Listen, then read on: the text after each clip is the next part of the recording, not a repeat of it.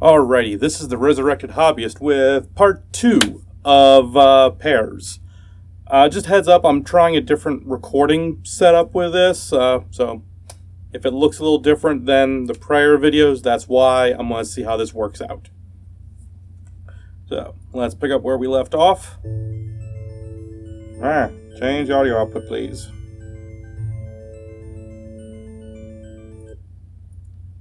There we go. Sorry about that. Alrighty. So, lately it seems like she never knows what to say, especially when he starts acting like that. Alright, this was Dragon and Ricardo. They're getting ready to have a teams match.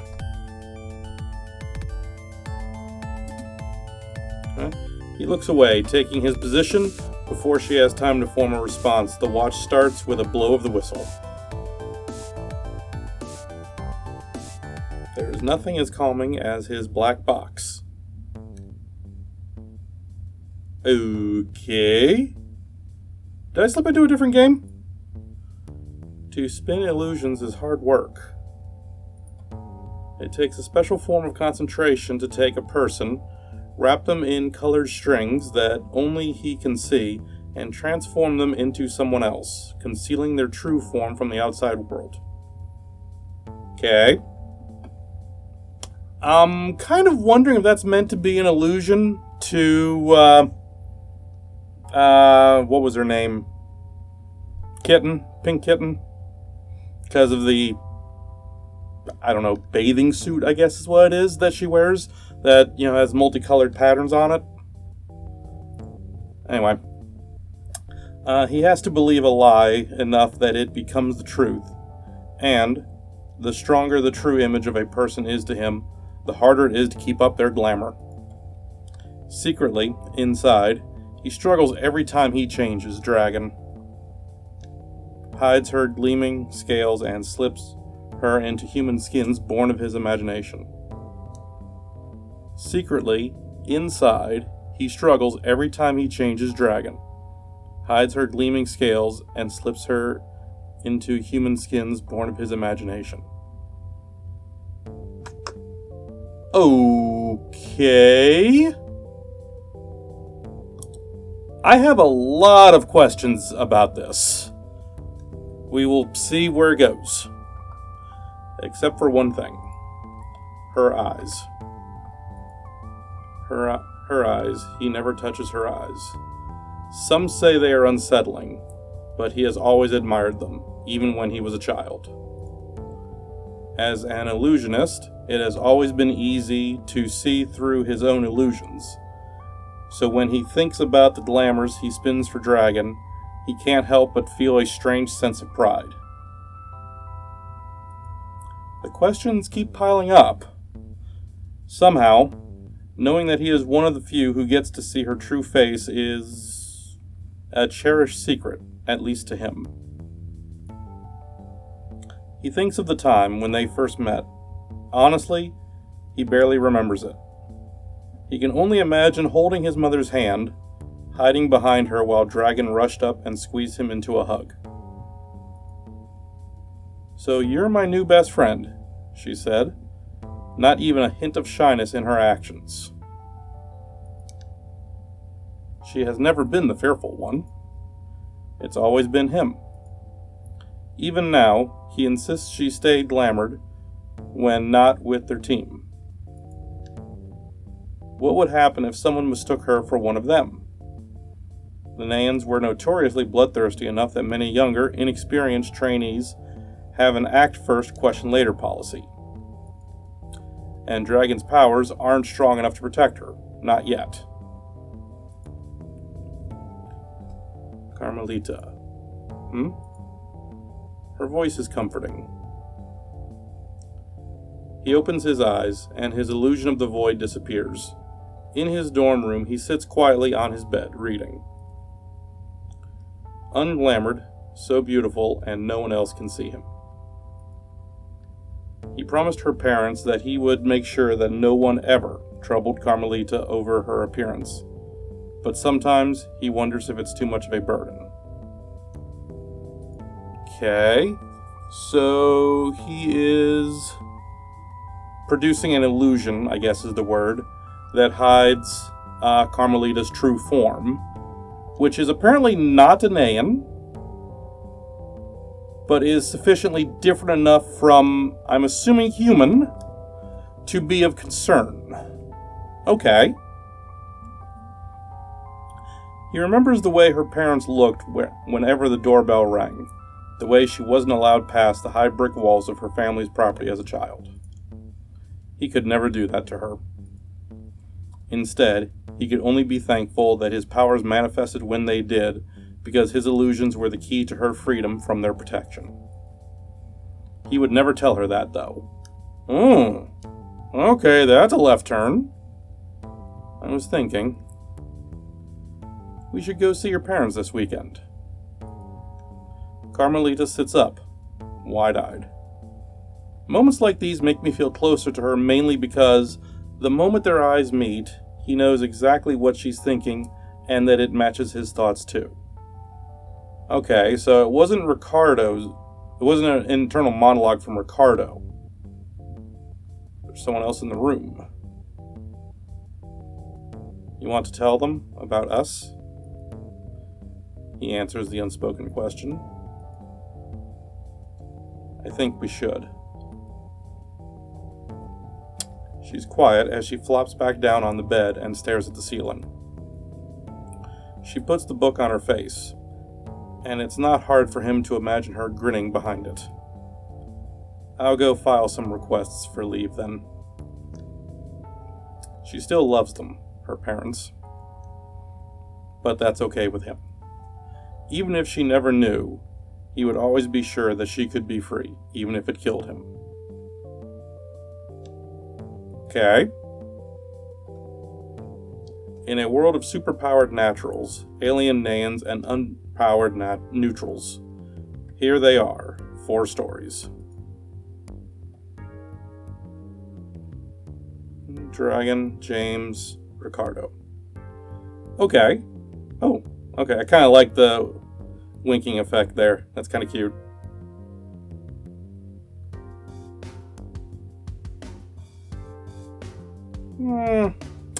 I'm just gonna go left or right. I'll do KP first. Kitten Pink. Humans always blow things out of proportion. I mean, I'd be lying if I said that wasn't the case. When I was young, my father taught me a lesson that I never forgot. If you don't want your things taken from you, then you must learn to protect them. Not an unreasonable lesson. Anything less is a disgrace. I duck into the alleyway for cover, tossing a liquid fire capsule behind me. I'm tempted to shut my eyes for the coming blitz, but I need to be alert. 5, 4, 3, 2. I relish in the explosion, the sound, the flash of light as it bursts, the heat curling around me as the human's car sirens shriek all around me like a harmonious, cacophonic symphony. For a second, the whole universe stops, and it's just me and the heat and noise of chaos embracing me like an old friend. Resisting the urges to take a peek at the damage, I lean against the wall, letting out an annoyed sigh. And all this because I wanted to get some flowers. As usual, the humans get up in arms when you take their things without giving them the little papers they seem to enjoy exchanging. On their little broadcasts, they call it stealing. Ha! Everyone knows that this planet is as good as ours, so how can it be stealing if everything I take will eventually be mine? Boy, that's an interesting stance to take. It's going to be mine later, so I'm going to take it now, even though I acknowledge right now it's yours. Okay, that should be a fun one to debate in a courtroom. Approaching footsteps put me on alert, pulling a short, thick cylinder from my belt. I twist the handle and watch the shock staff elongate. A wicked crackling of electricity shivering up my arm harmlessly. I run my fingers down the long, slender handle, clutching the center grip with a practiced hand. Here, little kitty.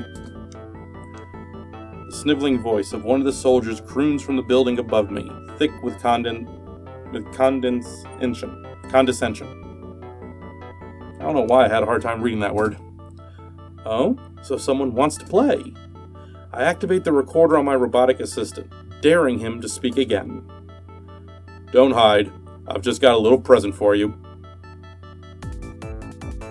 Okay.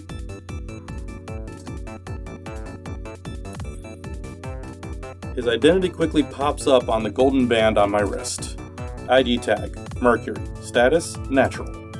Warning, poisonous in nature, known for kiss of death. Okay. So you like to play with poisons, do you? I'll admit, the expression, that's what I'm looking for, of the sprite doesn't quite match how I think this would read. Because the way I'm kind of reading it is she's kind of being arrogantly playful, kind of condescending.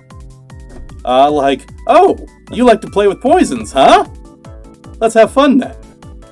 But the face is more like, oh, you like to play with poisons, do you? That's a problem. So, I don't know, maybe I'm just misreading it, but food for thought.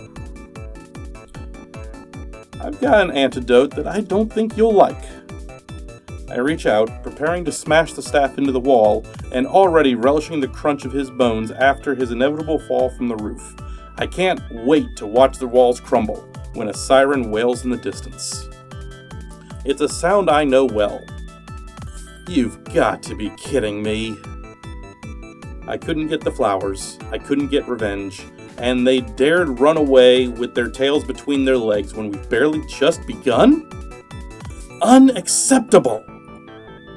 I wind my arm back anyway, with a calm, automated voice speaks into my earpiece. Princess, your anger levels will alert the humans of your presence. It is recommended that you elate yourself immediately. This is your first warning. Right. I'd almost forgotten.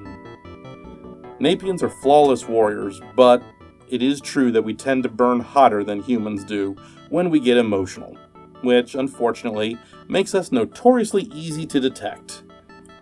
If I have a meltdown here, it will cause much more trouble than it's worth. Namely, Daddy would be angry at me. Again. Ooh.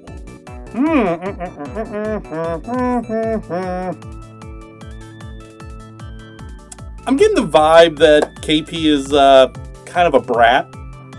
So I'm going to take exactly what the character just thought of as something that I shouldn't do, and do it. I shut my eyes, and just like that, boom!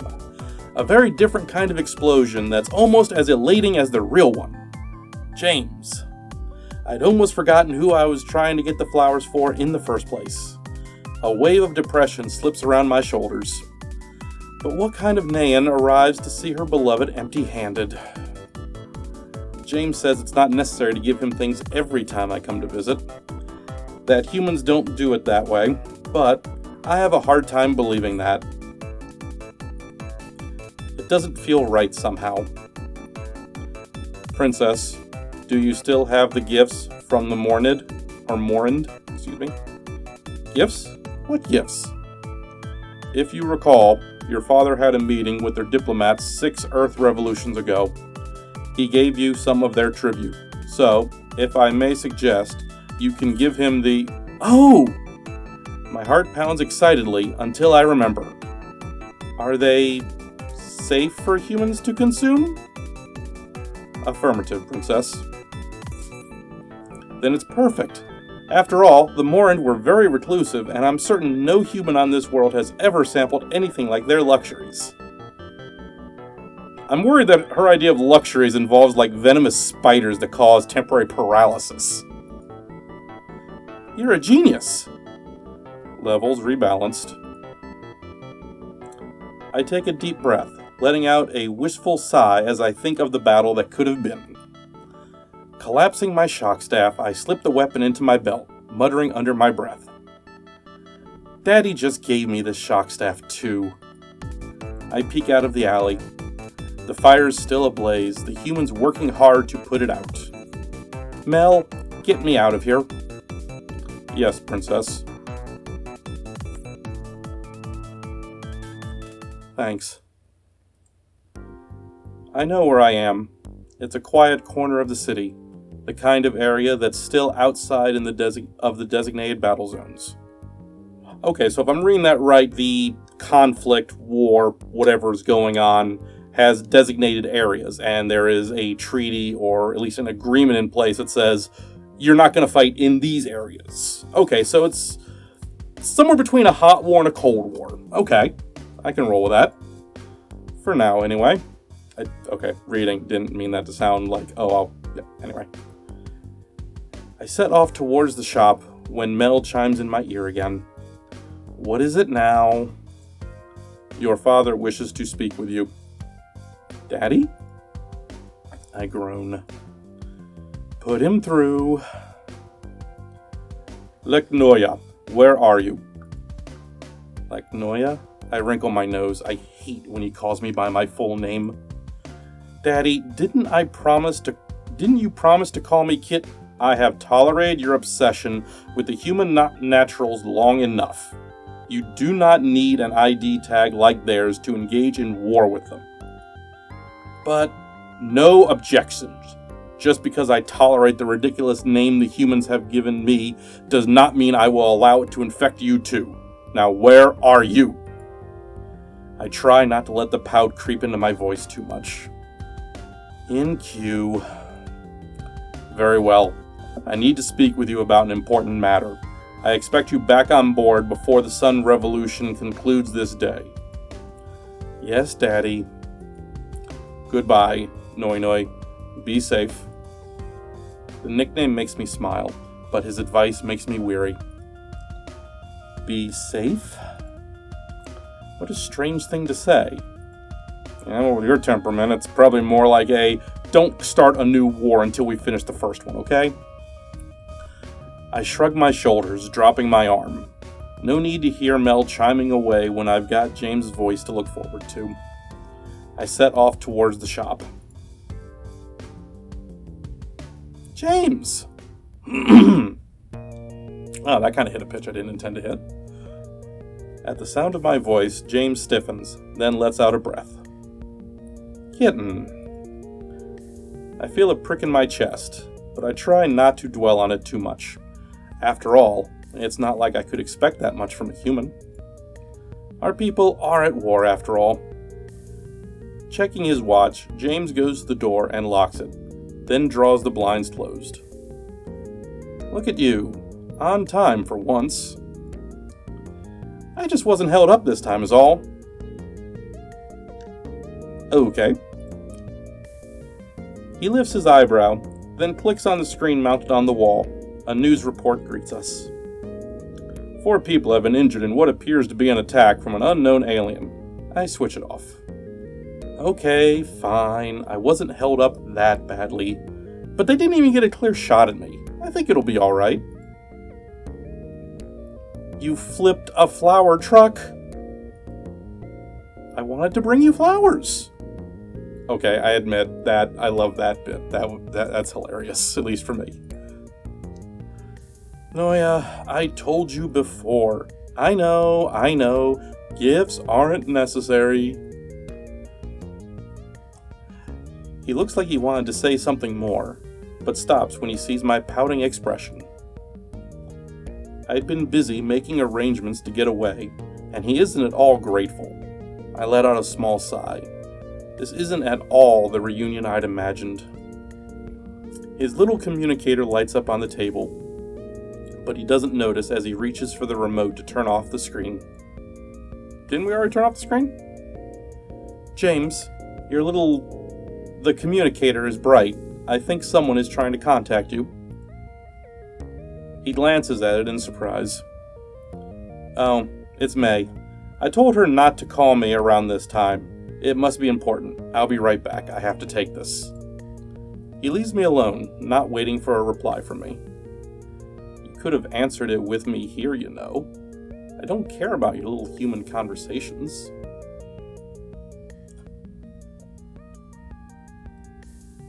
If anything, he should come running when I call. Okay. I try not to feel annoyed. There's still a way to salvage this after all. I still have the present. When he returns, I look at him expectantly.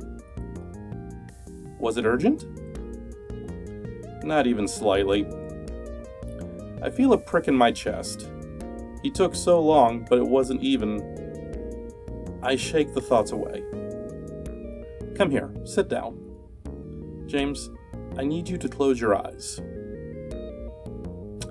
I'm not going to do this to be especially cruel since I did just hit about 20 minutes in the video and I like to keep the videos less than that, or less than 25 minutes. So I'm going to go ahead and end the playthrough at this point. Thoughts at this point, I'm liking the way things are shaping up. I'm getting a better sense of the world and the universe.